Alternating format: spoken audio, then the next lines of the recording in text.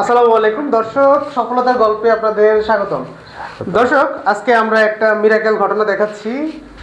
Paralysis রোগীরা যে physiotherapy চিকিৎসা নিয়ে আবার সমাজের মূল ধারায় ফিরতে পারে, জাহাঙ্গীর সাহেব তার এক নিদারুণ দৃশ্য। আমাদের এখানে এই ভদ্রলোক এসেছিলেন মৃতপ্রায় অবস্থায়, কোনো সারা শব্দ ছিল না, ক্যাথেটার ক্যানুলা লাগানো অবস্থায়।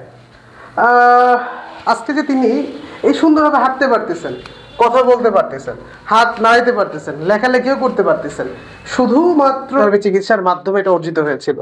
ভাইয়া কেমন আছেন? আলহামদুলিল্লাহ ভালো। ওই সময় তো শরীরের অবস্থা খারাপ ছিল। এখন কি অবস্থা আপনার?